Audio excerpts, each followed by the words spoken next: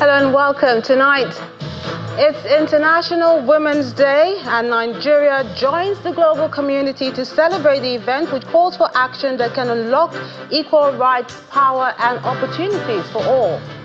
First Bank Women's Network marks 2025 International Women's Day. Group vows to push for faster progress in gender equality. Former Chief of General Staff Commodore Ebitu Ikiwe and other prominent Igbo leaders pay condolence visit to the family of former Afenifere leader Ayo Adebanjo. And several people have died in South Sudan after an attempt by the UN to evacuate members of the National Army came under fire. And on business news, capital market stakeholders in Nigeria celebrate women, highlighting women's contribution to the development of Nigeria's finance and business sector.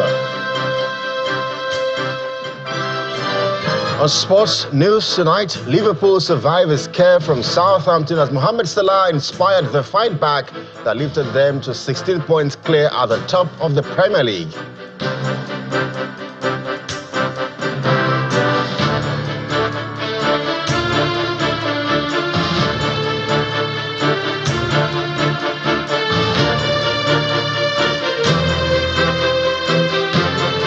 It's International Women's Day, a day set aside for collective action and shared ownership for driving gender parity. Nigeria joins the world to celebrate this year's theme for all women and girls, rights, equality, empowerment, which calls for action that can unlock equal rights, power and opportunities for all. The message is centered around empowering the next generation, especially young women and adolescent girls who are catalysts for lasting change. The 2025 IWD is a pivotal moment as it marks the 30th anniversary of the Beijing Declaration and Platform for Action.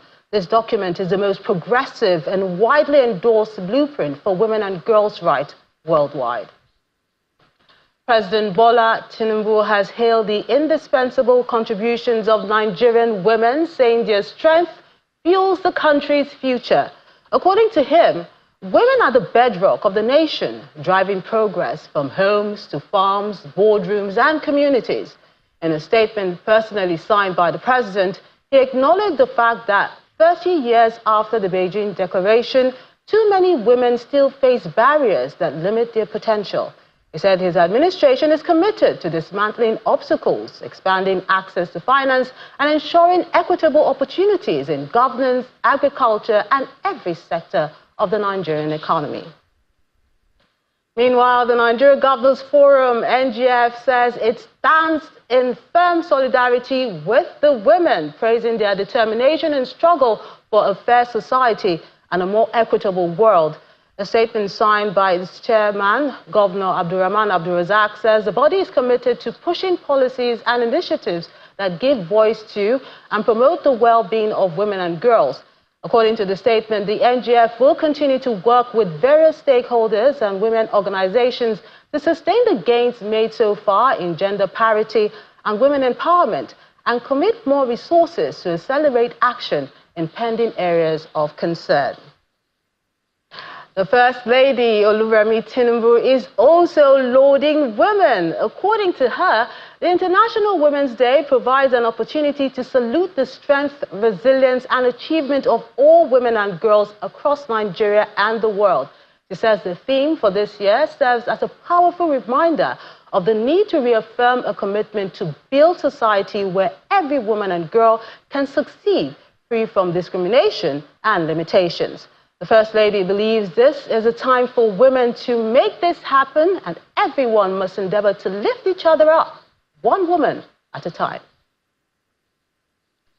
Deliberate policies and initiatives that will empower women and girls will be implemented across all sectors in Lagos State. The governor, Mr. Babajide Sanwo-Olu, gave this assurance at the 2025 International Women's Day celebration. He says his administration remains committed to bridging the gender gap by fostering an inclusive environment where women are not only seen, but heard. March 8th is a date set aside for the International Women's Day celebration, which creates an opportunity for the female gender to call for equal rights between men and women. Happy International Women's Day to every woman seated in the house here present, and to those that are watching us online.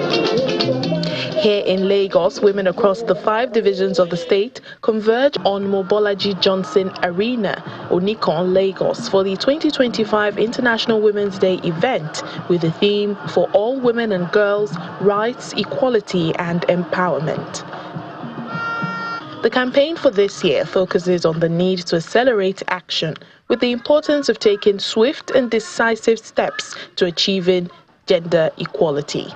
I call on all stakeholders, governments, civil society organizations, the private sector, and individuals to work collaboratively in accelerating the actions needed to close the gender gap. We must move beyond promises to practical solutions that will empower women and uplift the vulnerable. It is time for us to accelerate action. It is time for us to move the women of Lagos forward. Women taking multiple social roles are advised to balance their social and mental health in order to prevent depression.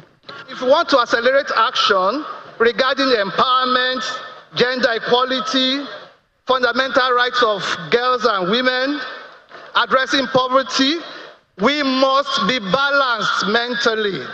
However, to be balanced mentally, all of us here must also be physically fit.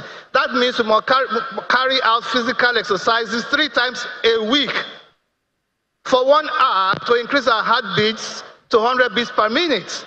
So we must also enhance our social health. Wife of the Lagos State Governor, Dr. Ibijoke Sanwo-Olu, says the state government is committed to protecting the rights of women and girls. The Lagos State government, under the leadership of your dynamic governor, remains committed to improving the lives of women through empowerment programs, skill acquisition centers, intervention initiatives. We continue to foster an environment where every woman can thrive and contribute meaningfully to society. The Lagos State Child Protection Policy has also been reinforced to safeguard the rights of young girls and boys, ensuring that they grow in safe and supportive environments.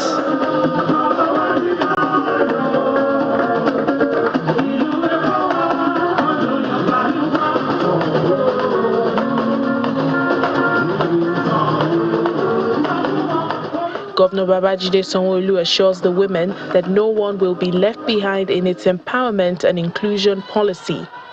This year marks a pivotal moment as we celebrate the 30th anniversary of the Beijing Declaration on the Platform of Action, which was adopted all the way in 1995. And the theme Accelerate Action underscores the urgency of addressing the persistent inequalities and the barriers that hinder women from realizing their full potential.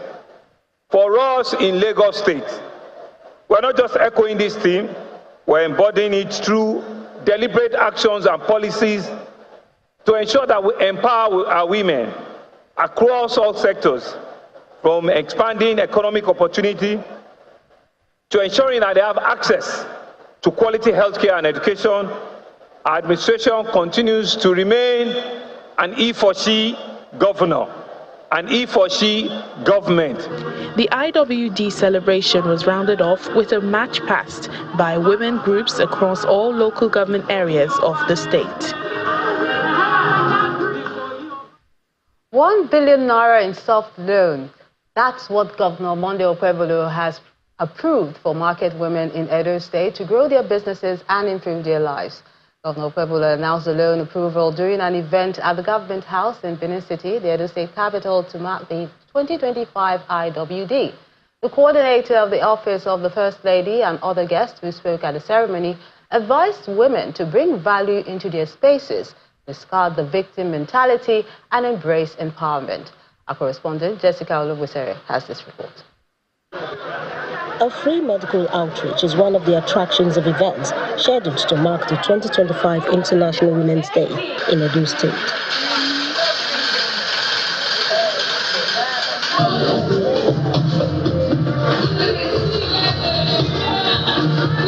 The governor of Edo State, with top government officials and other eminent personalities, are present at the main event inside the festival hall of the government house, where women from various fields are assembled. Discussions here center around inclusivity, empowerment, support for women, and more. We will not tolerate spousal abuse. We are not going to tolerate the mentally deranged being stigmatized. We're also encouraging the women in our society to begin to think differently, to educate their minds, and to say to themselves, we are not victims. We cannot keep begging. We will not keep begging. We can do it. We will do it. We have a governor who has said that he's going to give us the opportunity for us to be what we want to be. The coordinator of the Office of the First Lady outlines reasons women's voices need to be heard, encouraging them to add value wherever they are placed, in career, business, home, or society. Just everywhere you find yourself, please add value. Your strength, your talent, and your resilience are the cornerstone upon which more equitable society is built. Let us lift one another as women. Let us build one another as women. Since I assumed office as governor of Edo State, this is the first event that I see as colorful. The governor of Edo State, Mando Tolu, shows active support for women in the state by increasing their financial empowerment opportunities through a soft loan arrangement. We can actually do nothing without women as a man.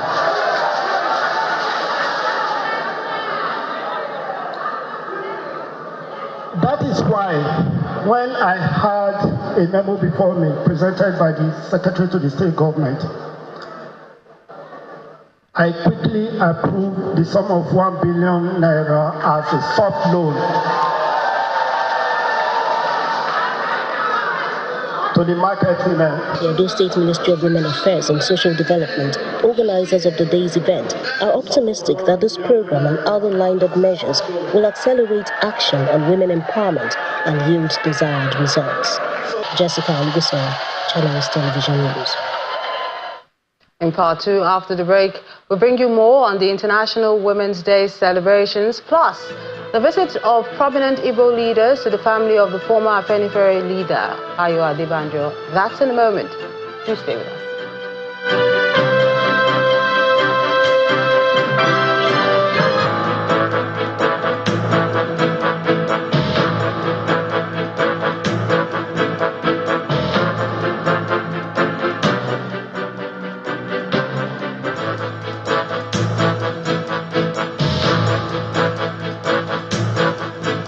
Welcome back. If you just joined us, you're watching the news at 10 live on Channels Television.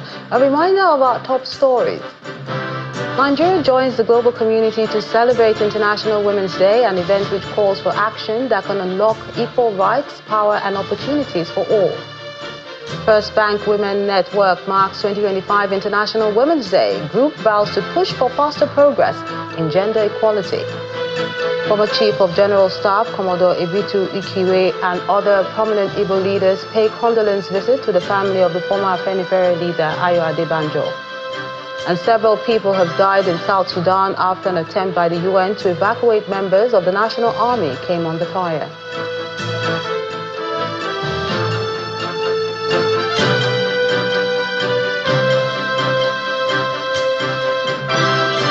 In the corporate world, the First Bank Women Network is marking the day with a powerful call to action.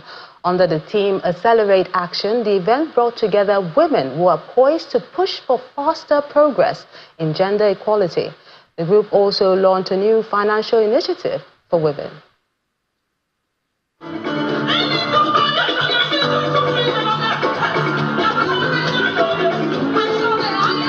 It's Women's Month, and here at the First Bank Women Network's International Women's Day celebration, the energy is electric.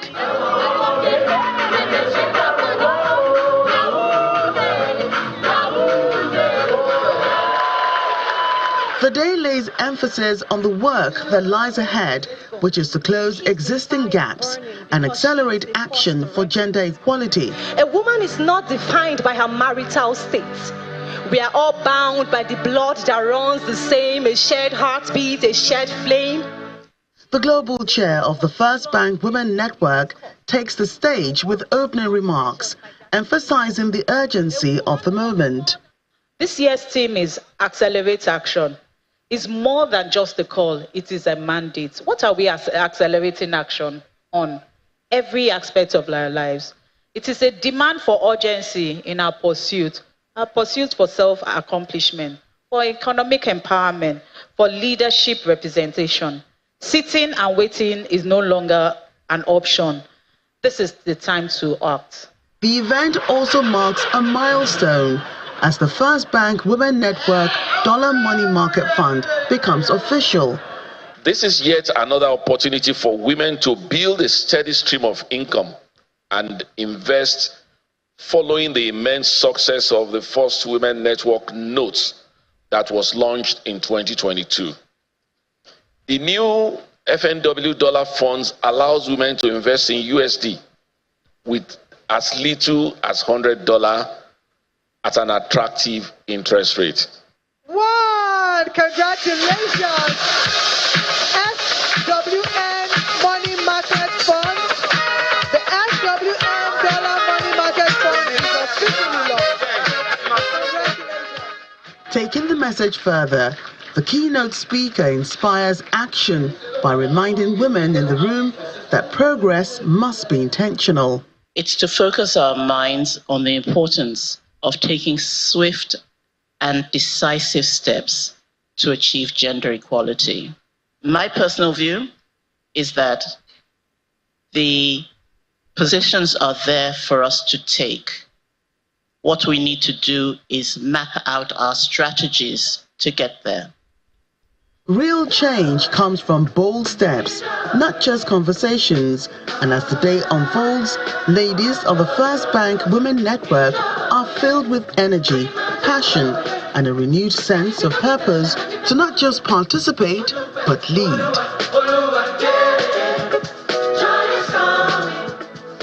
Governments at all levels have been asked to make and implement strategic policies geared towards the emancipation of the female gender for equity and justice. This was made known at an event to mark International Women's Day in Taraba State by the wives of the Nigerian Army officers who insist that a sustained commitment to fostering women's participation economically is necessary to empower them. It's a movement, a call to action, and a moment of reflection on our collective efforts towards a more equitable and empowered society.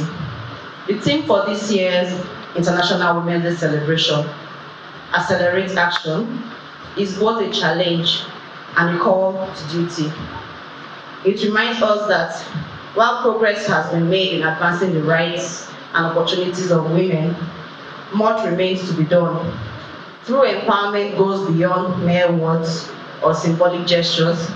It demands deliberate steps, strategic policies, and a sustained commitment to breaking barriers that hinders women's full participation in social, economic, and political spheres.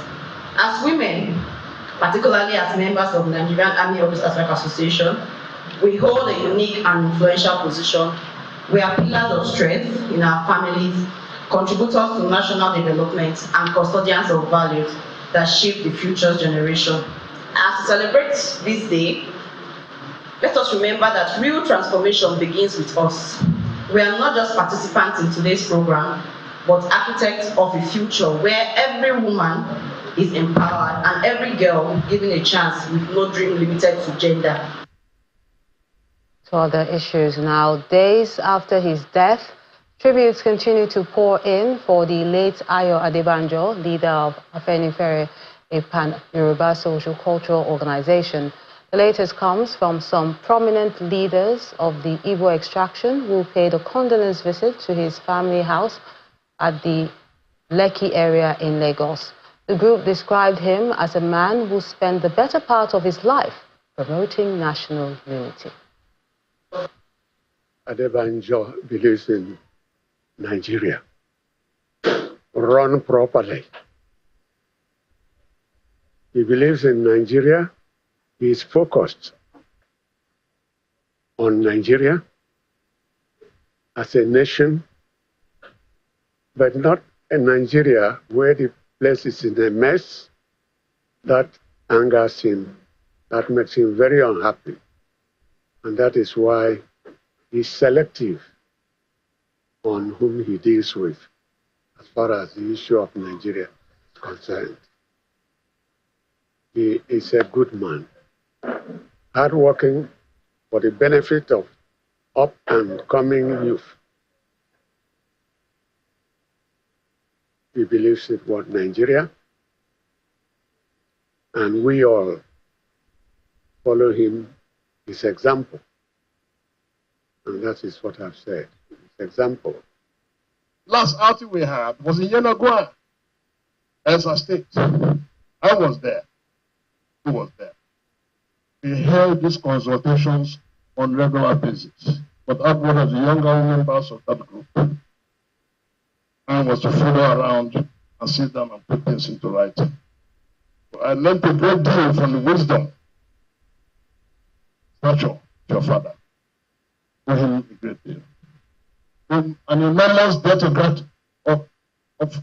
thanks for showing us the way through which a nation of many can be molded into a united, strong, and indivisible Nigeria.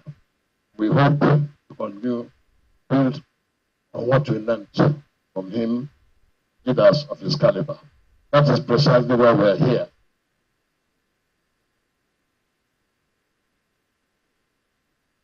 To politics now. Supporters of the River State Governor Siminalayi Fubara have dismissed threats of impeachment against him while calling for respect for the governor's office.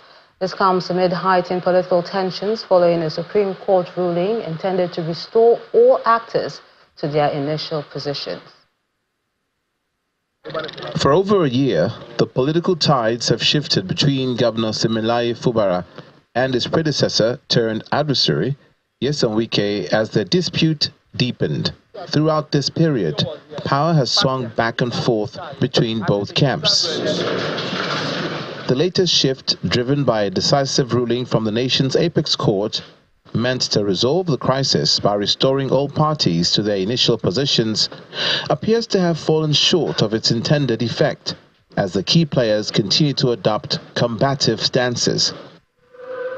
Amidst this tension, particularly with the series of ultimatums issued by the House of Assembly, Governor Fubara's supporters are calling for respect for the office of the governor, warning against action they describe as an attempt to strong-arm Governor Siminalayi Fubara.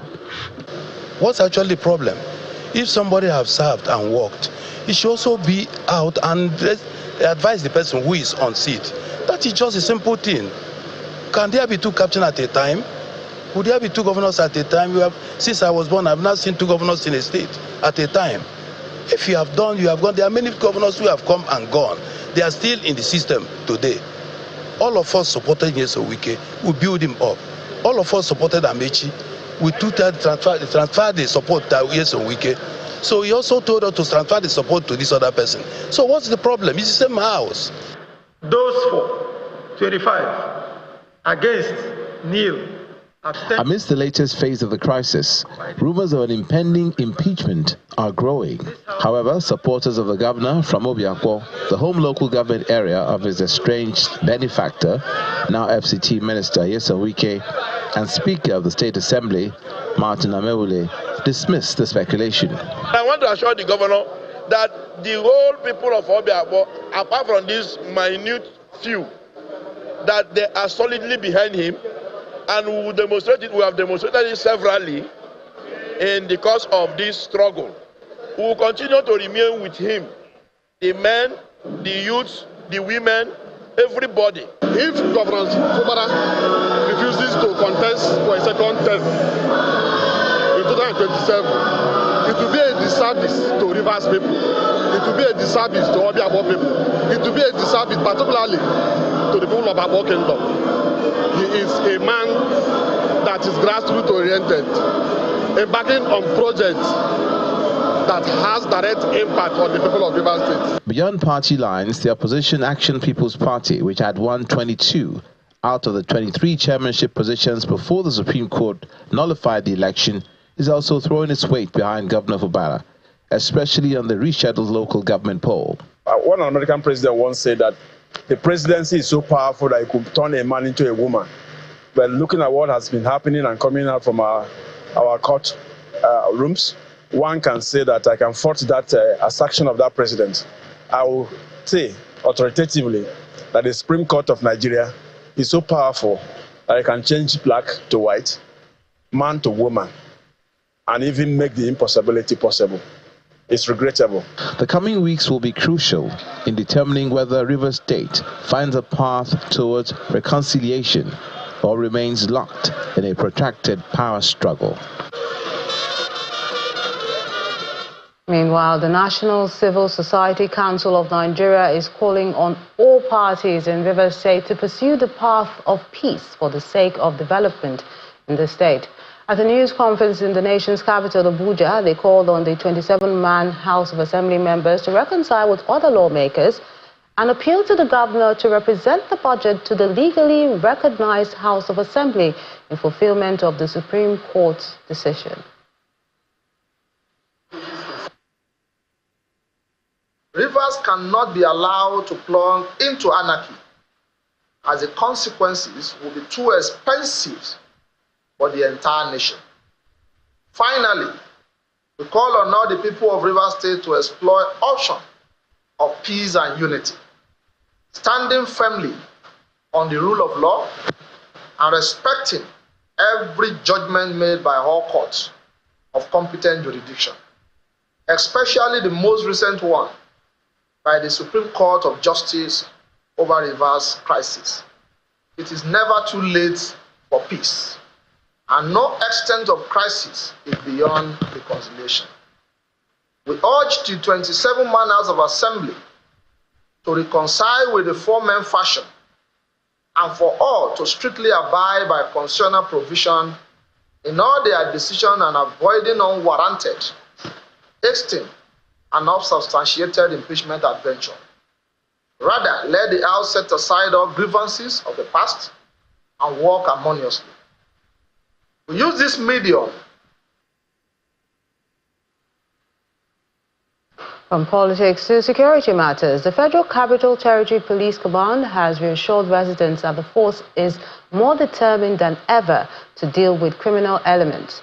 Fielding questions from journalists after a routine patrol of routes used by kidnappers to ferry their victims out of the nation's capital, the Commissioner of Police, Mr. Tunji Disu, says the command is working with community leaders and vigilantes to tackle kidnapping. Mr. Disu explained that the routine patrol will also help the police deploy more personnel effectively, especially around border towns. From the hills of Paduma to Kubo, on the fringes of the border between the FCT and Nasarawa states, the police have identified kidnapping routes.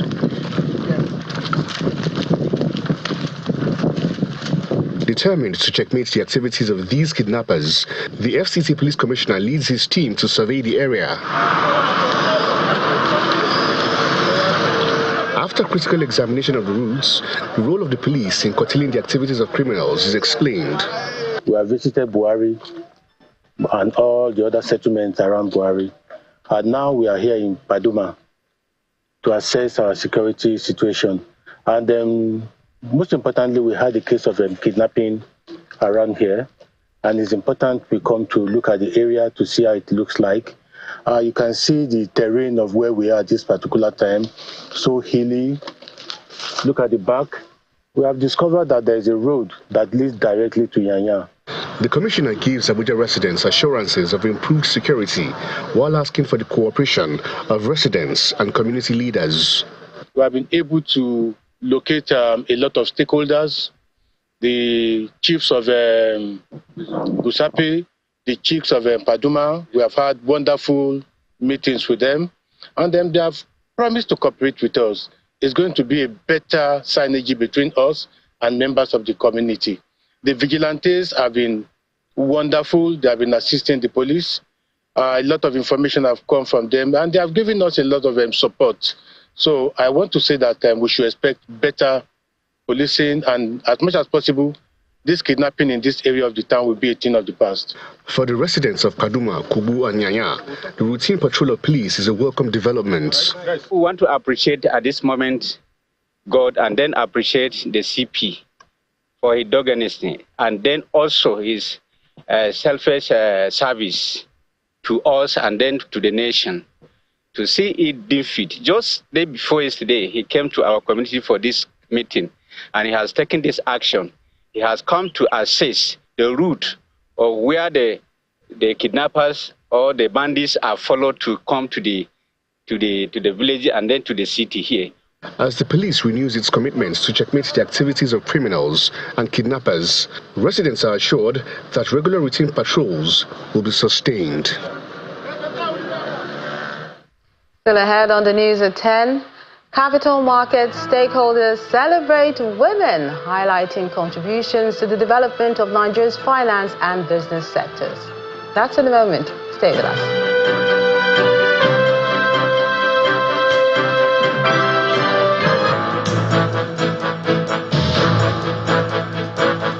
Welcome back. The Imo State Police Command has continued its efforts to enhance the capacity and professionalism of its officers and men with a second edition of its 45-week in-house refresher training program. According to the Commissioner of Police, Danjuma Abuki, the initiative aims to sharpen the skills and operational capability of the officers and men in their day-to-day duties. Our correspondent, Eyitope Kutei, has this report.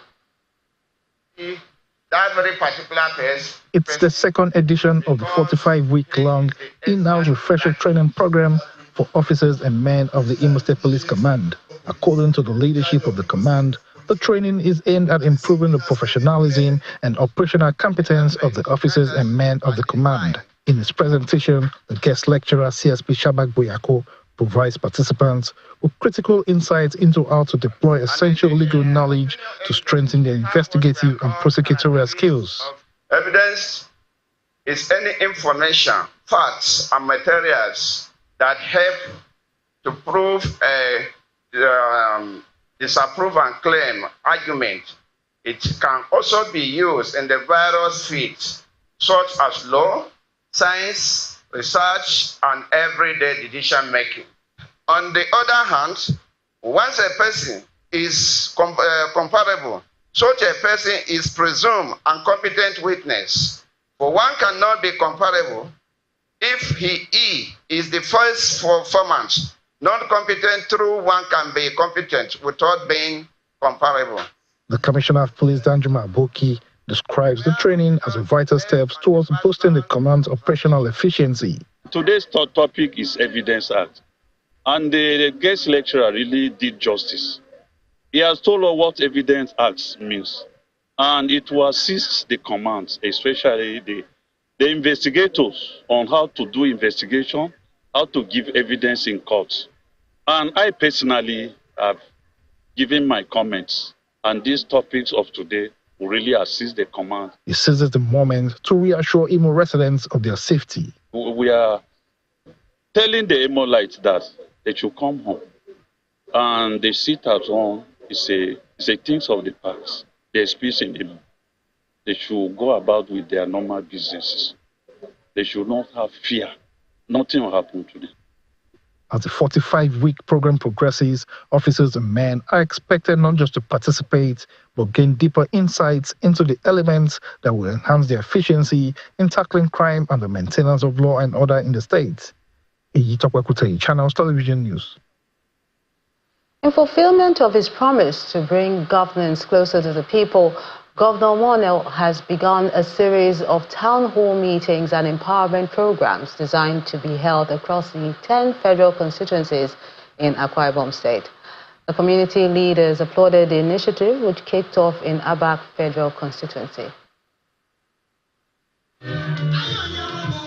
The purpose of this initiative is to create a platform for the state government to present its scorecard to the people of each federal constituency and seek their opinion based on their needs assessment on what they want the government to do for them through the instrumentality of the 2026 budget.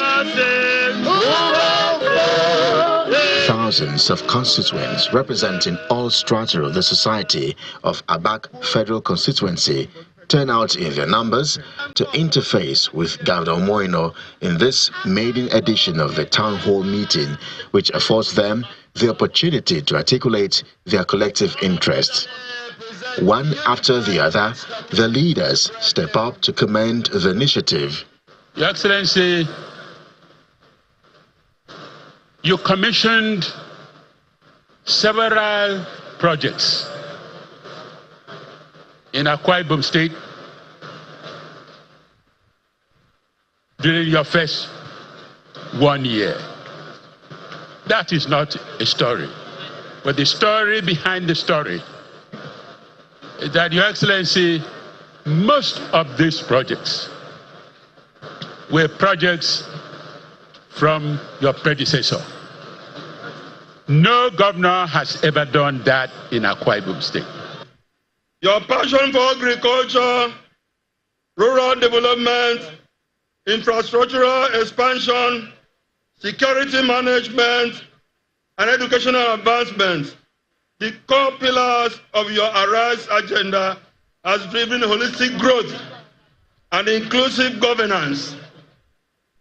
This is evidence of the numerous projects you have initiated, completed, as well as ongoing projects which we have listed herein. We thank you most sincerely, Your Excellency, for all you do. Demonstrating the unity. After their speeches, they present the needs assessment documents of the federal constituency to the governor. On his part, Governor Eno restates his commitment to stimulating the state economy by boosting small and medium-scale enterprises. These small businesses are the engine of the economy. They are the ones that helps to grow businesses and provide food for homes. People that do their businesses, small traders, farmers, those people that are also doing their handwork. These are the people that help the economy. They employ people, 1, 2, 3, and we want to support them. We must continue to support them. At the end of the exercise, 180 farmers and 450 traders received grants ranging from 500,000 naira to 5 million naira under the Arise Farmers and Traders Grant, respectively. Nigerians use about 50 million litres of petrol daily. That's according to the Nigerian Midstream and Downstream Petroleum Regulatory Authority. Its chief executive, Mr. Farouk Ahmed, disclosed this after a meeting with the management of the National Bureau of Statistics in the nation's capital, Abuja. He adds that the demand for diesel per day in the country is about 40 million litres, while jet kerosene consumption is about 3 million litres per day.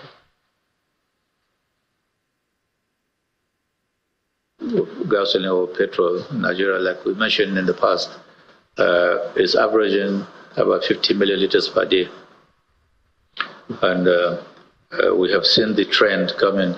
Back in 2015, the figure was about 48 or so milliliters per day, back in 2015, that's 10 years ago. And we saw the upward trends, and the highest we had on record was first half of 2023, where it got about 66.9 milliliters per day. First half up to like May 29th. But from June, after Mr. President declared subsidy was gone, the figure dropped by 1/3 to about 45, 46 milliliters per day. And then, of course, because of the harmonization of the exchange rate and other economic indicators, then the consumption started to pick up. And then Nigerians maybe got, after the shock, then the demand started to grow up to what we have today. Today we're averaging about 49, 50 milliliters per day. So that's the figure that will also give you all the analysis how we arrive at that.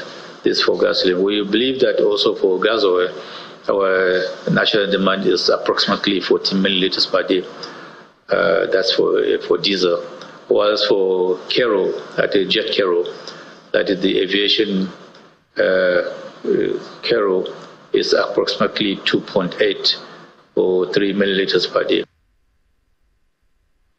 The business world is also celebrating women. Laddie Williams has details.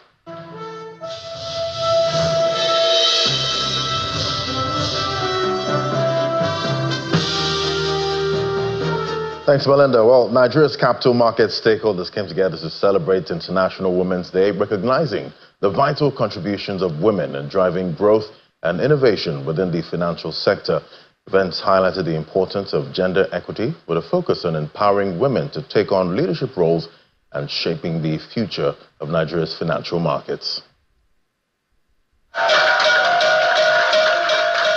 The Nigerian Exchange Group and its subsidiaries joined the rest of the world in commemorating the International Women's Day, a global celebration of the achievements, contributions, and progress made by women across all sectors. As the Minister of Art, Culture, Tourism and the Creative Economy, I have witnessed firsthand the transformative power of these sectors in driving economic growth and in social change.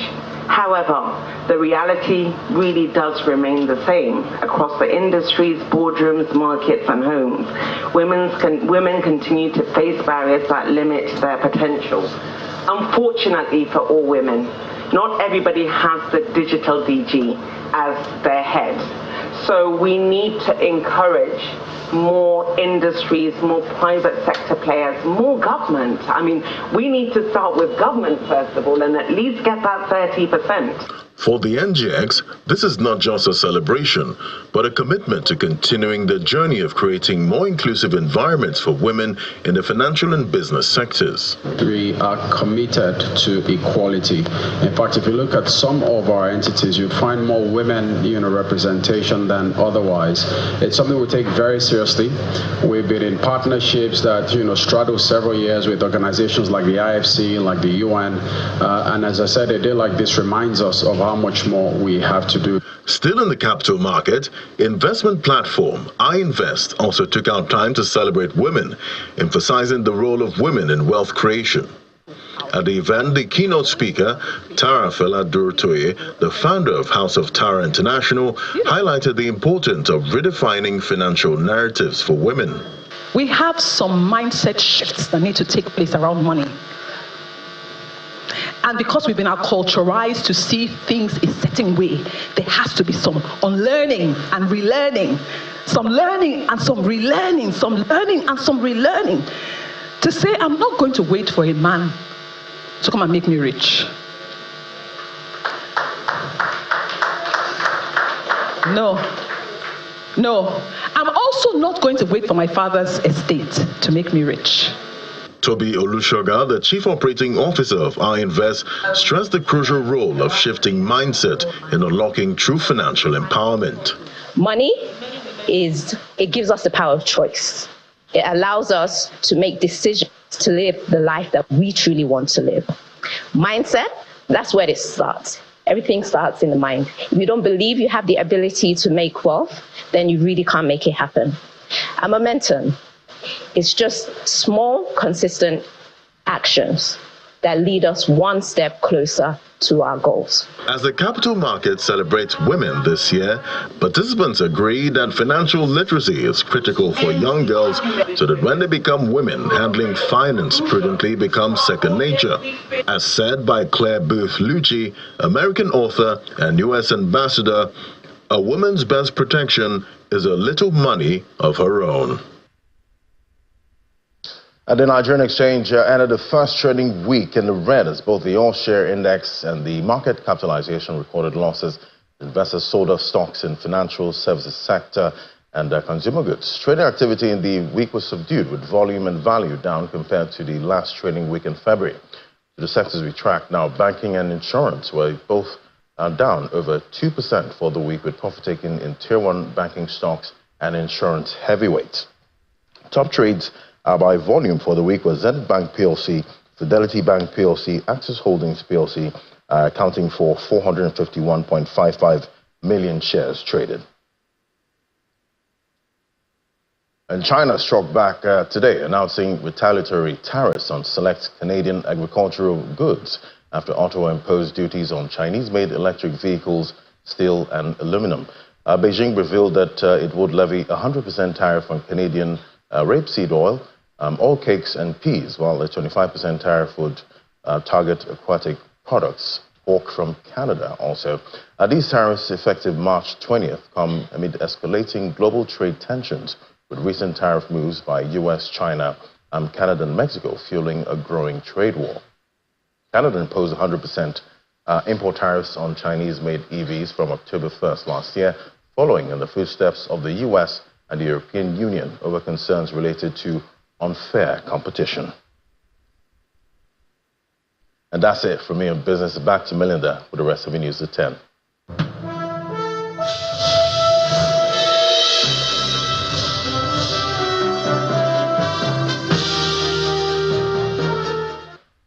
Many thanks, Ladi. On the international scene, one crew member has died after a UN helicopter was shot at. That's according to a statement from the UN mission in South Sudan, which adds that an injured South Sudanese general and several other troops were killed during the evacuation attempt in the Upper Nile state. South Sudan President Salva Kiir later said a second helicopter managed to take off after the attack, only to crash land, killing all crew members on board. However, the UN mission has dismissed that. They said that its aircraft landed safely in the Malakal. Weeks of fighting in Upper Nile has threatened an already fragile peace deal between President Salva Kiir and Vice President Riek Machar. A peace agreement was signed in 2018, but the situation has been frosty ever since. Ukrainian officials are reporting that at least 14 people have been killed following Russian strikes in several regions in Ukraine. It comes after US President Donald Trump said he was strongly considering large-scale sanctions on tariffs on Russia, which he says is absolutely pounding Ukraine on the battlefield. Ukrainian President Volodymyr Zelensky said the airstrike showed that Russia's objectives still remained unchanged, adding that it is really essential to increase sanctions on the Kremlin. Ukraine has continued its counteroffensive against Russia, with the Kremlin Defense Ministry saying it intercepted 31 drones over its territory last night.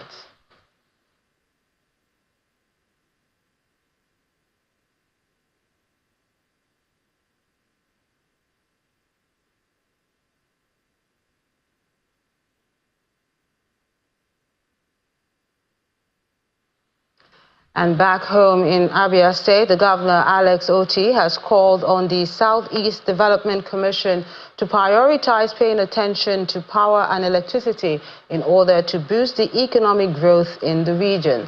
Speaking during a working visit by the SEDC board and management team, Mr. Oti said that about 60 to 70% of the problem faced by investors will be solved if the power issue is addressed.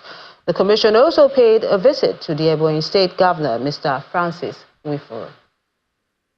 The newly established Southeast Development Commission is on the tour of states in the region as part of efforts to bridge development gaps and position the region for sustainable progress.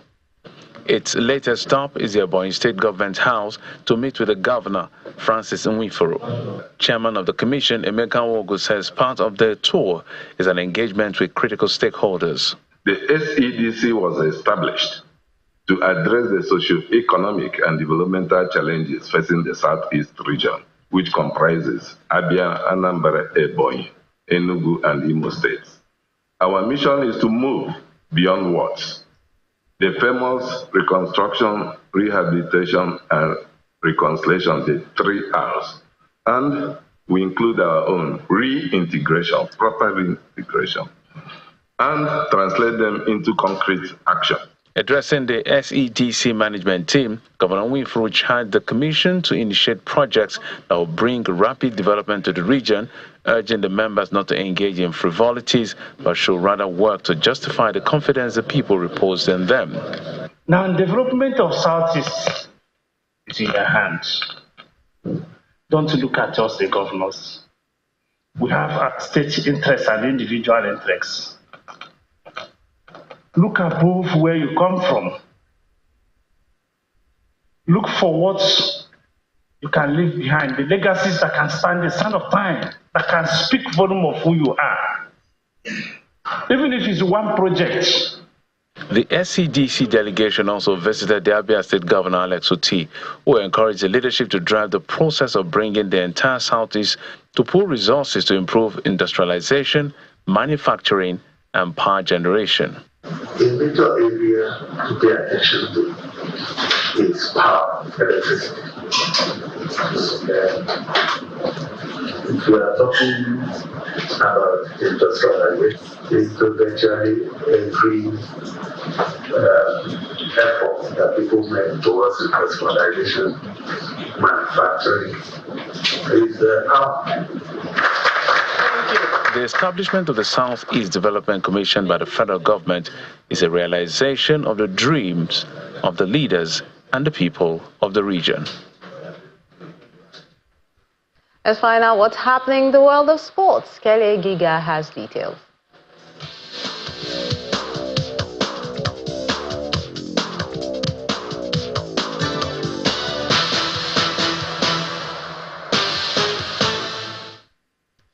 Many thanks indeed, Melinda. We begin now with the Nigeria Premier Football League, where Orisewemi Miyiwa scored twice as Bendel Insurance defeated Remo Stars 2-1 at the Samuel Agbemudia Stadium in Benin City, Edo State. Despite the loss, Remo Stars still maintained a 9-point lead at the top of the table. Rivers United edged Niger Tornadoes 1-0 as Samson Obi scored in the 82nd minute to keep them in second spot. Shola Adelona scored his goal of the campaign as Ikorodu City moved into third position after compounding the woes of rock-bottom Lobby Stars. But the English Premier League gets attention next as Mohamed Salah scored 2 penalties as Liverpool came from behind to beat rock-bottom Southampton and move 16 points clear at the top of the table. This takes Liverpool one step closer to the trophy and leaves Southampton still in danger of the lowest points total ever in the elite division.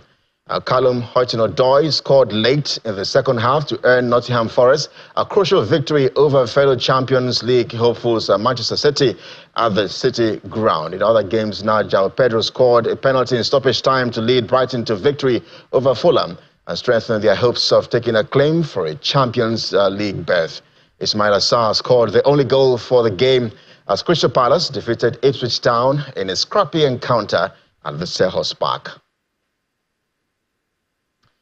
Staying with the Premier League now, Bournemouth head coach Anthony Iraola has admitted that his players face a big challenge and must be very good to get a result at Tottenham Hotspur. Iraola confirmed that recovering Ryan Christie and Julian Araujo are unlikely to feature in his plans for the game at the Tottenham Hotspur Stadium.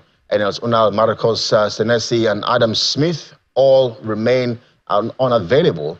And speaking in his pre-match press conference, the 42-year-old Spaniard previewed the top flight test in the capital. They have a lot of offensive power. They are also a team that plays in a very high rhythm, similar to us. So I expect a very demanding game, physically, probably quite open, chances probably for both teams. And we have to be very ready, no? They are in a position now, they've recovered most of the players that they had out because of injuries, and they have a much better squad, or at least more players available, very important players, so I expect a very good team in front on Sunday, yes. Well, let's bring you more updates from the Premier League now. This man here, Ruud van Nistelrooy, a legend at Old Trafford, his Leicester City boss, and his assistant his side have just risked losing games in order to get the wins necessary to stay in the English Premier League. Leicester City have lost 11 of their last 12 league games and a 5 points adrift of safety with 11 games to go, starting with a visit to Chelsea. Van Nistelrooy confirmed that Ricardo Pereira and Woyo Koulibaly are back in the squad after a lengthy layoff.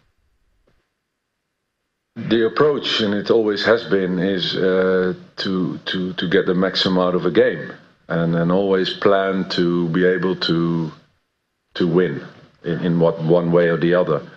And if you can't win, you want to protect the result in the end. That's how it depends on how the game goes. So in that sense, it is the similar approach for Sunday than all the other games. What a comeback there. That's sports. Kelly. Thank you guys. Back to Melinda.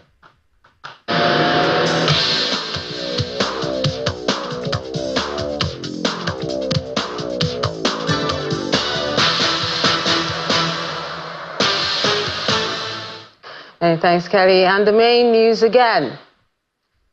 Nigeria today joined the global community to celebrate the 2025 International Women's Day. One theme that resonated at the event is the call for action that can unlock equal rights, power and opportunities for all.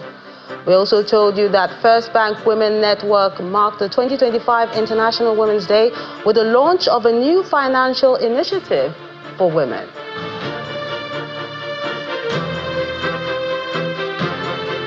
That's the news at 10 tonight. I'm Melinda Akinlami. On behalf of the team, happy International Women's Day and good night.